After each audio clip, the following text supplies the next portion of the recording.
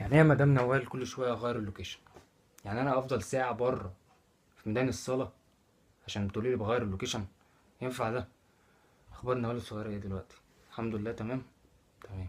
طب بالله عليكي بقى الاعداد عشان دماغ الواحد تعبانه قوي. ما قولكيش يا مدام نوال امال اقول لحضرتك ايه؟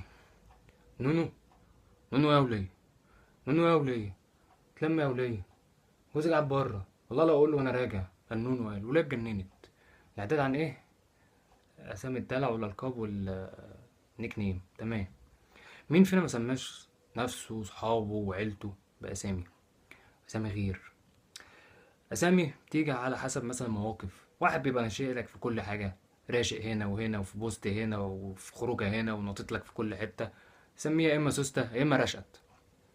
واحد تاني مثلا يقول لك إيه، أنا بحب لعيب كورة فلاني جدا، يعني واحد زميلي وعارفه حبيبي بيحب فتح الله، يقول لك فتح الله راح توحى جه توحى راح توحى جاب جون، من هذا المنطلق سميناه توحى. واحد تاني مثلا شعره تقيل قوي وخشن قوي سميناه سلكة. عندك واحد الشاب الكتاوت ده ليه قصة صغيرة ان هو واحد بيحب يساعد الناس كتير، فماشي في الشارع واحد بموتوسيكل وقف، قال له ممكن بس معايا ترفع الكتاوت؟ قال له يا سلام عينيا، راح رافع الكتاوت وفضل شوية كده زهق الراجل راح رازع له الكتاوت في الأرض، الراجل إيه رجله اتنفخت. من هذا المنطلق شاب الكتاوت. في اسم حير ناس كتير ان هو لقب ولا اسم ولا عيلة ولا ده ايه ده ولا اسم دلع ولا ايه. اسم ريشة.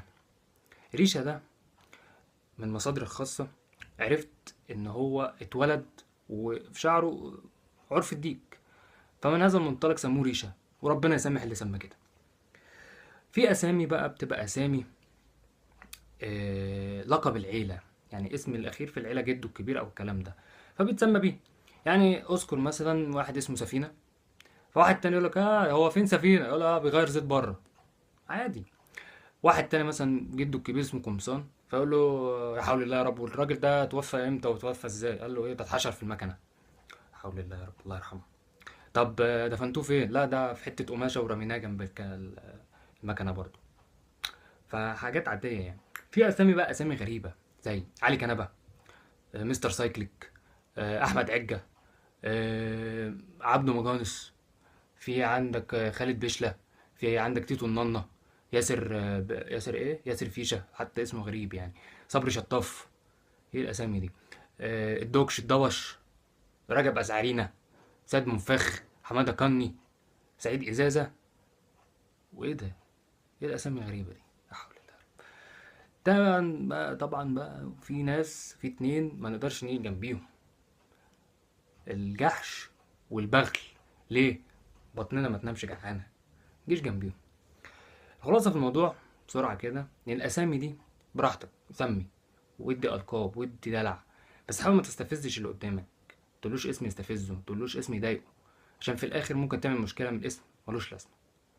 مدام نونو قصدي نوال، كلمي لي العصابة بتاعتي عشان انا طالعين طلعة دلوقتي، يلا بينا.